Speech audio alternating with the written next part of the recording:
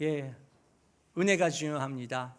하지만 우리가 은혜만 바라보고 있으면 주님께서 가르쳐 주시는 율법 그리고 질서를 잊어버릴 때가 있습니다.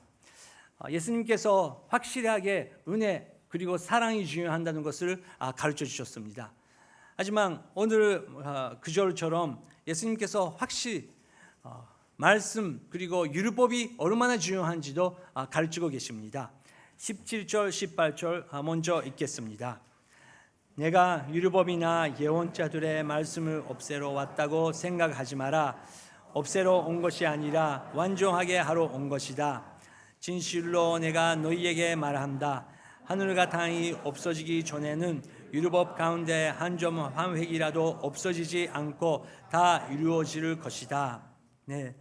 예수님께서 확실히 율법 그리고 예언자들을 통해서 나왔던 율법들이 예언들이 없어지는 것이 아니다. 오히려 나는 그것을 완전하게 하러 온 것이라고 말씀하셨습니다. 하늘과 땅이 없어지기 전에 지금 우리가 볼 수 있는 하늘, 우리가 살고 있는 땅, 그리고 이 세상 언젠가는 다 없어진다고 확실하게 예언하고 있습니다. 하지만 그 전에까지는 모든 율법, 예언은 없어지지 않을 것이다. 모든 것이 완성하게 될 것이다. 그렇게 말씀하셨습니다. 그래서 예수님께서 이렇게 도전하십니다. 19절 20절 읽겠습니다. 이 계명 가운데 아주 하찮은 거 하나라도 어기고 또 남에게 그렇게 하도록 가르치는 사람은 하늘나라에서 가장 작은 사람이라고 불릴 것이다. 그러나 누구든지 이 계명을 지키며 가르치는 사람은 하늘나라에서 큰 사람이라고 불릴 것이다. 내가 말한다. 너희가 율법 학자들이나 바리새파 사람들보다 더 위롭지 않으면 결코 하늘나라에 들어가지 못할 것이다. 예수님께서 이 계명을 굉장히 중요하기 때문에 이것을 가르쳐야 된다. 아이들에게도 가르쳐야 된다. 그렇게 말씀하셨습니다. 제가 주례를 했던 부부가 저번에 저를 찾아왔습니다. 이제 아이도 생겨서 가족이 됐는데 이렇게 질문을 했어요. 요즘의 시대가 점점 더 질서 그리고 절제가 없어지는 시대가 된 것 같습니다. 그래서 아이들에게 어떻게 절제를 가르쳐야 되는지 더 어려운 시대가 오는 것 같은데 어떻게 해야 됩니까? 그렇게 했더라고요. 뭐 대답이 한 대답이 없는 것 같습니다. 아이가 한 명 한 명 다를 것이고 또 환경도 다를 것이고 문제 하나하나가 너무너무 복잡하기 때문에 뭐 대답은 없는 것 같습니다. 하지만 제일 중요한 부분은 아빠가 그리고 엄마와 함께 애들을 기울 수 있는 축복 속에 있는 부분은 제일 중요한 것은 아버지의 생각이 아니고 엄마의 생각이 아니고 이 두 사람이 먼저 하나님 안에서 하나가 돼야 된다는 것이죠. 당연히 아빠의 교육 방법, 엄마의 교육 방법 다를 것입니다. 그래도 기도 가운데 하나가 되지 않으면 아이들은 혼란합니다. 예를 들어서 스마트폰 몇 살에 주냐, 몇 시간 해도 되냐, 이제 앞으로 더 심각한 문제가 될 것입니다. 대답이 없습니다. 하지만 그 부부가 정말 한 마음으로 우리는 이렇게 할 것이다. 다른 아이들을 이렇게 노리고 있으라도 우리 가족은 이런 룰이다. 그렇게 흔들리지 않는 그런 룰은 필요하다고 생각합니다. 스마트폰뿐만 아니라 여러 가지 룰가 가족 속에 필요한데 제일 중요한 것은 정말 그것이 사랑으로부터 시작하고 그 아이 위해서 사랑 때문에 우리가 인도하고 있는지 가르치고 있는지 항상 확인해야 되는 것 같습니다. 부모의 감정, 부모의 그냥 생각, 부모의 경험 그것이 이걸 그냥 항상 사랑이라고도 말할 수 없는 부분이 있다는 것이죠. 그래서 저희들은 사랑이 뭔지 사랑으로 교육하는 것이 어떤 건지 우리가 계속 배워야 됩니다. 예수님께서 율법을 완성하신다. 그것은 하나님의 아버지의 사랑부터 시작하고 하나님의 아버지의 사랑을 완성하기 위해서 율법 그리고 예언이 있다는 것입니다. 그래서 첫 번째 설교 노트 적어주시면 좋겠습니다. 예수님께서 가르쳐 주시는 율법은 하나님의 사랑을 토대로 하고 또한 그것을 목적으로 하고 있다. 예수님께서 가르쳐 주시는 율법은 하나님의 사랑을 토대로 하고 또한 그것을 목적으로 하고 있다.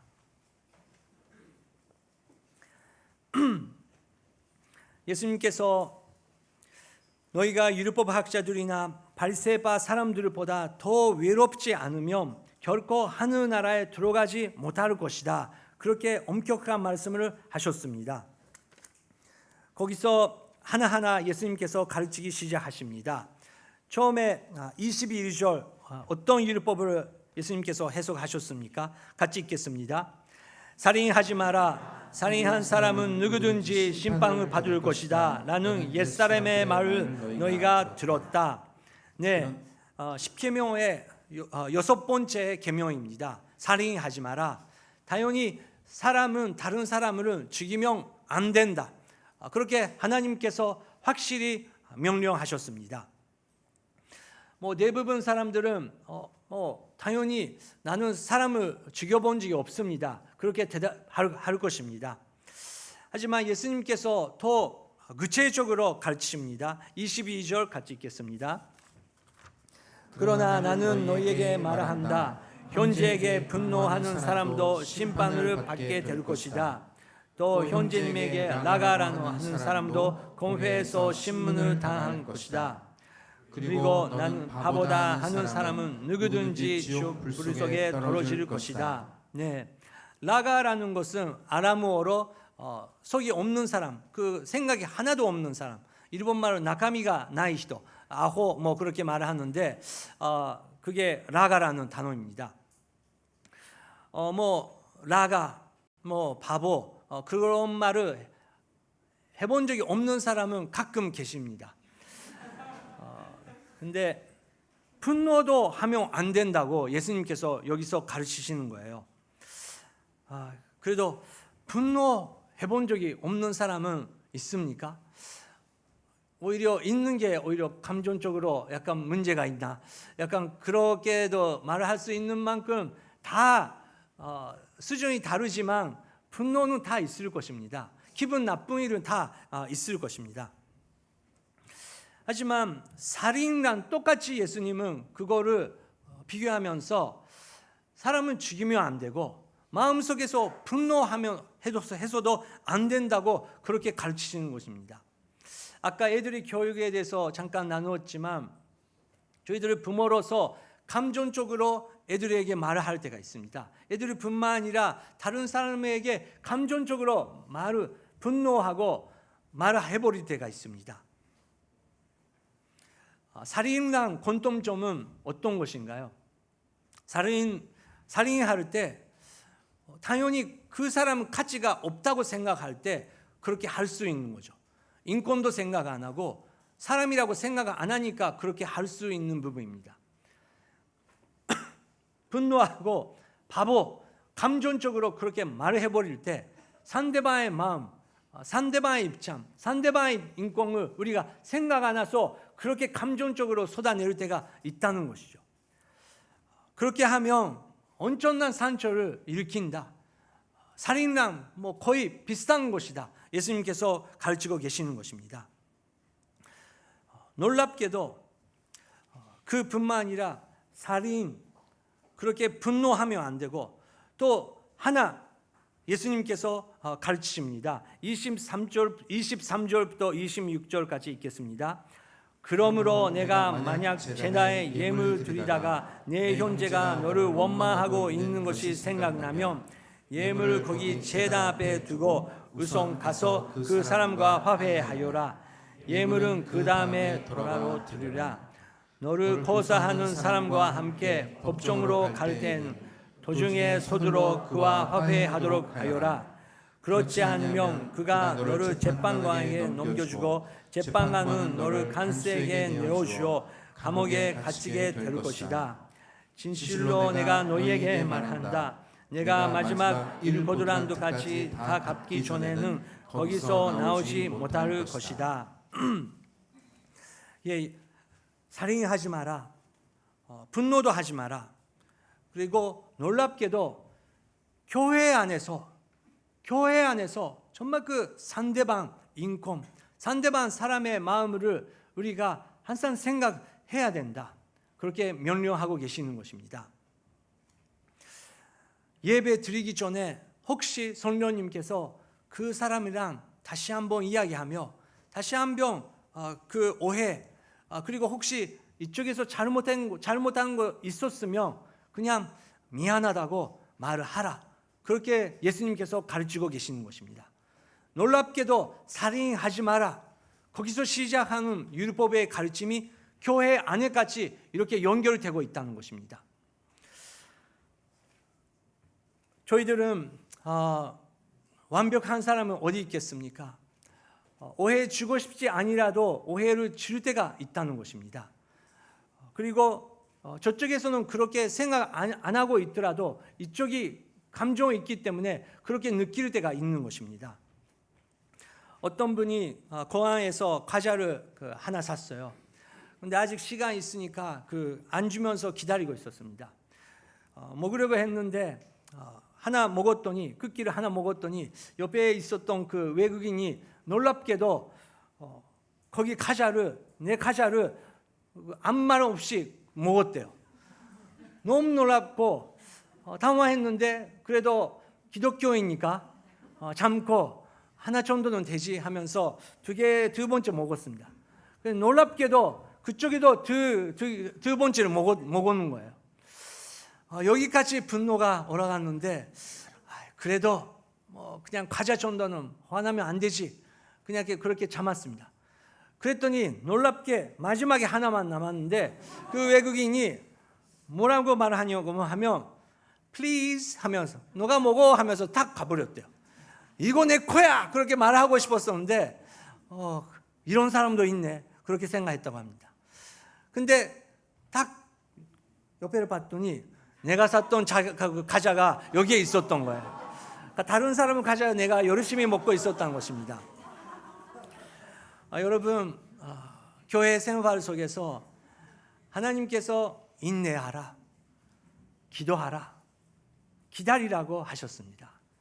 우리는 항상 좋은 말씀만 배우고 있으면 자기도 할 수 없는데 뭔가 그렇게 된 것처럼 착각할 때가 있습니다.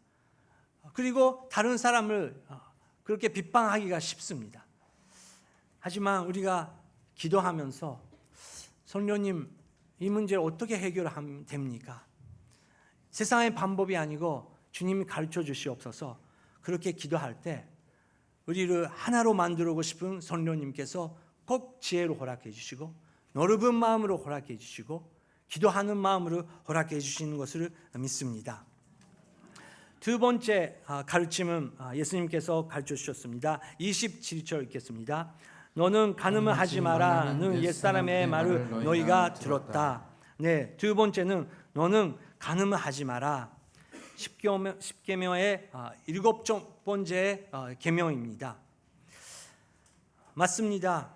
하나님께서 성경 안에 남자와 여자를 창조하셨습니다. 그리고 남자가 여자가 하나 되고 부부가 되는 것을 하나님께서 축복하십니다. 하나님 앞에, 교회 앞에, 사람들 앞에서 하나가 됐을 때, 결혼했을 때 하나님께서 거룩한 성생활도 하나님께서 축복하시면서 주셨습니다. 하지만 이 성생활은 남성과 여성의 부부만 허락해 주시는 하나님께서 주시는 선물입니다. 그 외에는 주님께서 안 된다고 하셨습니다. 간음을 하지 마라. 그렇지만 예수님께서 더 깊이 들어가십니다. 28절 읽겠습니다. 그러나 나는 너희에게 말한다. 여자를 음란한 눈으로 바라보는 사람은 누구든지 이미 마음으로 간음죄를 지은 것이다. 네, 간음죄뿐만 아니라 다른 사람을 그런 눈으로 그런 마음으로 봤으면 벌써 간음죄를 마음속에 쥐고 있다고 하시는 것입니다. 더 구체적으로 그런 사람들에게 예수님께서 가르치십니다. 29절 30절 읽겠습니다. 내 오른쪽이 눈이 너를 죄짓게 하거든 그 눈을 뽑아내버려라. 온몸이 지옥에 던져지는 것보다 몸의 한 부분을 잃는 것이 더 낫다. 내 오른손이 너를 짓게 하거든 그 손을 잘라 버려내라. 온몸이 지옥에 던져지는 것보다 몸의 한 부분을 잃는 것이 더 낫다. 네, 어떤 목사님은 예수님께서 이 가르침을 진짜로 교회에 그렇게 하라 이렇게 명령하셨다고 하면 교회 모든 남자들이 오른쪽에 눈 그리고 오른손이 다 없다고 어떤 목사님이 말씀하셨습니다. 20대 사춘기 20대 30대 남성이 남자라면 다른 여성분들을 보면서 아름답구나 그렇게 느끼는 것은 오히려 건강한 감정이라고 생각합니다. 또 반대도 말할 수 있죠. 이제 사춘기도 지났는데 그런 성욕이라고 할까요? 그런 것이 없으면 아예 오히려 이상한 겁니다. 그러면 예수님께서 여기서 무엇을 가르치려고 하는 건가요? 성욕이 나쁜 거 아닙니다. 성욕이 하나님께서 주시는 건강한 식욕이랑 똑같은 것입니다. 하지만 식욕이랑 똑같이 하나님께서 허락해 주시는 룰 안에서 우리는 절제가 필요하다는 것입니다. 갈라디아서 5장 23절 9개 성령의 여름에가 있는데 마지막에 여름에는 절제입니다. 그리고 디모데후서 1장 7절에서 사도 바울이 디모데에게 하나님께서 주시는 능력은 하나님의 능력과 하나님의 사랑과 하나님께서 주시는 절제라고 하셨습니다. 성령님이 역사하실 때 신비스러운 역사가 일어날 때도 있습니다. 우리에게 주시는 감정, 우리에게 주시는 기쁨, 우리에게 주시는 여러 가지 관계 속에서 하나님께서 절제가 중요하다. 그렇게도 가르치고 계십니다. 저희들 오늘 교회 서울에 소빙고 캠퍼스, 양재 캠퍼스가 있습니다. 저도 정순철 목사님도 양재 쪽에 있는 헤프루 트리니티라는 학교에서 우리가 공부를 했습니다. 네, 거기서 교회 지하 중심에 커피숍가 있어요. 360도 다 동그랗게 다 볼 수 있는 커피숍입니다. 저는 전년부에서 그때 사역하고 있었기 때문에 형제님들 그리고 자매님들이 상담 받을 때가 있었습니다. 근데 저는 자매님과 1대1로 상담하면 우리 교육자들은 안 되기 때문에 거기 커피숍에서 많은 사람들이 만났습니다. 근데 어떤 날은 어떤 자매님과 함께 자매님과의 그 상담 받고 있었는데 아직 5분도 지나지 않은데 성령님께서 여기까지 그만 고레마데 오아리나사이 확실히 말씀하시는 거예요. 깜짝 놀랐어요. 다 보고 있고 특별한 감정도 없는데 성령님께서 확실히 그렇게 말씀하셨어요. 그래서 저는 순종해야죠. 네, 알겠습니다. 기도만 마치고 자매님 오늘 기도만 하고 자매님께서 다시 한번 성경 말씀을 묵상하시기 바랍니다. 그거로 끝났습니다. 근데 나중에 알게 되는 것은 그 자매님에게 약간 문제가 있었더라고요. 많은 교육자들에게 달아가면서 시간을 빼고 시간 주는 거 우리 교육자들이 문제가 아니고 대답을 정말 성경부터 받고 싶은 게 아니고 그 사람을 의지하려고 하는 사람을 의존하려고 하는 그런 문제에 있었다는 것입니다. 저희들은 하나님께서 그런 인간관계를 확실하게 성령님께서 코칭해 주시는 분이십니다. 이상한 관계 하지 아니라도 성령님께서 여기까지 그렇게 말씀하시면 우리는 그거를 지켜야 됩니다. 마지막은 예수님은 간음하지 마라. 또 우리의 그런 절제의 문제, 거기서 또 가족 문제까지 연결을 시키시면서 가르치십니다. 31절, 32절 읽겠습니다. 온몸이 이혼하는 사람은 이혼 증서를 주어야 한다는 말이 있다. 그러나 나는 너희에게 말한다. 음행한 경우를 제외하고 아내와 이혼하며 그 아내를 간음하게 만드는 것이다. 또 누구든지 이혼한 여자와 결혼하는 사람도 간음죄를 짓는 것이다. 간음을 하지 마라. 거기서 시작하면서 절제 그리고 이혼 문제까지 예수님께서 가르치십니다. 이것은 우리가 배경을 알아야 됩니다. 이혼 준서를 모세를 통해서 이스라엘 백성에게 허락하셨습니다. 왜 허락하셨냐고 하면 모세가 살고 있었던 시대에는 남성 중심의 사회고 세계였습니다. 여성들이 소망은 결혼하고 아기를 낳는 것밖에 없었던 것입니다. 법도 잘 안 되고 있는 가운데 남자들은 이 여자는 안 되겠네, 뭐 여러 가지 이유로 버릴 때가 있다는 것입니다. 근데 버리면 당하면 여성들은 정말 갈 데도 없고 사회적인 회복이 없는 것입니다. 하지만 이혼 증명서를 갖고 있는 여성들은 다시 한번 결혼할 수 있는 회복의 길이 있다는 것입니다. 여성을 지키기 위해서 하나님께서 모세를 통해서 그런 이혼 증명서를 허락해 주시는 것입니다. 하지만 시간이 지나서 그러면 이혼 증명서를 쓰면 이혼해도 되는 거네. 그냥 뭐 와이프들을 바꿔도 되는 거네. 그런 시대가 또 되는 거예요. 그때 아내와 이혼하는 사람은 이혼 증명서를 주어야 한다는 말이 있다. 그러나 나는 너희에게 말한다.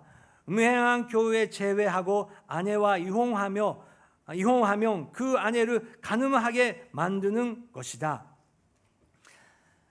하나님께서 이혼하지 마라 그렇게 명령하고 계십니다. 왜 명령하고 계실까요? 두 사람이 하나가 되고 두 사람이 계속 인생을 산다는 것은 굉장히 어려운 것을 하나님께서 알고 계시기 때문에 이혼하면 안 된다고 확실히 말씀을 해주시는 것입니다. 하지만 지금은 이 시대에는 한마디로 이혼하면 안 된다, 그것은 죄다, 그렇게 말할 수 없는 또 시대가 왔습니다. 사회가 여성을 지켜주지 않으면, 사회가 2살, 3살 아이들을 지켜주지 않으면 정말 그 가족 속에서 살인가 생기는 그런 정말 그 사랑이 사라지고 있는 사회가 돼버리는 것입니다. 그래서 한마디로 이혼하면 안 된다, 이혼한 사람들에게 그냥 말을 던질 수 없는, 우리가 깊이 이해해야 되는 시대가 되는 것입니다. 우리 예수님의 인생을 바라볼 때 이렇게 율법을 여성들을 지키기 위해서 해석도 해주십니다. 이혼 안 하고 정말 그 한 부부가 마지막까지 갈 수 있다는 것은 하나님의 엄청난 그 축복이라고 예수님께서도 가르치고 계십니다. 또 한면에 사마리아의 여인처럼 버림당하고 또 인생 잘 안 되고 계시는 여성들에게도 예수님께서 잘 돌봐 주시는 분이라는 것을 우리가 기억해야 됩니다. 그래서 두 번째 설교 노트 적어주시면 좋겠습니다. 예수님께서 가르쳐 주시는 율법은 우리들을 지키시고 살리고 인생에 무한한 기쁨을 주신다는 것을 우리가 기억하고 싶습니다. 예수님께서 가르쳐 주시는 율법은 우리들을 지키시고 살리고 인생에 무한한 기쁨을 주신다. 하지만 분노하지 마라. 그리고 인간관계 그 선을 넘어서는 안 된다. 율법을 지켜야 된다. 그렇게 배울 수 있지만 예수님께서 더 가르쳐 주시는 그 율법은 도전히 우리가 지킬 수 없는 레벨에 대해서 가르치고 계시는 거예요. 이건 무슨 뜻입니까? 저희들의 힘으로서는 율법을 지킬 수 없다는 것입니다. 하지만 율법을 지키지 않으면 우리는 축복을 얻을 수 없다는 것입니다. 예수님께서 그래서 나는 율법을 없애려고 오는 것이 아니고 내가 완성하려고 온 것이다. 우리는 율법을 못 지킵니다. 그때 우리가 어디에 가야 됩니까? 더 힘쓰고 열심히 하겠습니까? 눈을 뽑아버리겠습니까? 손으로 잘라버립니까? 그래도 안 된다는 것을 예수님께서 가르치고 계시는 것입니다. 어디에 갈 수 있냐? 예수님의 십자가에 돌아갈 수밖에 없다는 것을 예수님께서 보여주고 계시는 것입니다. 율법을 없애러 온 것이 아니라 자기 자신의 십자가를 통해서 희생을 통해서 너희들은 다시 한번 회복할 수 있다. 하나님의 사랑을 경험하라. 그거를 통해서 너의 죄는 다 없어진다. 그거를 말씀하고 계시는 것입니다. 오늘 세례 받으신 네 분 축복합니다. 예수님의 보혈로 여러분의 죄는 지금같이 죄는 다 사라졌습니다. 그러면 오늘 저녁에 집에 가면 죄를 안 칠까요? 유혹을 안 올까요? 죄송합니다. 대부분 옵니다. 그래서 낙심합니다. 그래서 성령님이 중요한다는 것입니다. 우리는 물의 세례를 받아야 되고 새로워진 우리가 성령님의 힘으로 성령님의 코칭으로 절제를 배우고 힘을 배우고 항상 예수님의 곁에 돌아갈 수 있는 성령님의 능력을 경험할 때 우리는 하루하루 영광부터 영광으로 어제보다 오늘보다 내일 예수님처럼 예수님에게 가까이 갈 수 있다는 것입니다. 그래서 마지막 설교 노트 적어주시면 좋겠습니다. 우리들이 율법 학자 이상의 위를 가질 수 있는 것은 예수 그리스도의 십자가로 돌아갈 때만 가능한다. 예수 그리스도의 십자가로 돌아갈 때만 우리는 율법 학자들보다 위로운 사람으로서 하나님께서 봐주신다는 것입니다. 오늘은 설교 노트에 디스커션 노트를 적었습니다. 최근 화를 낸 적이 있습니까? 어떤 때에 화가 납니까? 이런 것을 나눌 수 있는 정말 진심을 나눌 수 있는 순모임이 되면 좋겠습니다. 그리고 두 번째, 사람이 순교를 끝까지 지켜나가기 위해 무엇이 필요하다고 생각합니까? 이것은 굉장히 중요한 디스커션입니다. 부모가 아이들에게 순교를 지켜라 그 말로는 지킬 수 없는 시대가 온 것이죠. 결혼에 대해서도 이제 남자와 여자의 결혼 그것만 말을 해도 사회 쪽에서는 이제 대화가 안 되는 시대가 우리는 온 것을 경험하고 있습니다. 그러면 우리의 순교는 어떻게 지킬 수 있습니까? 이거는 계속 나누면서 지혜를 받고 기도해야 됩니다.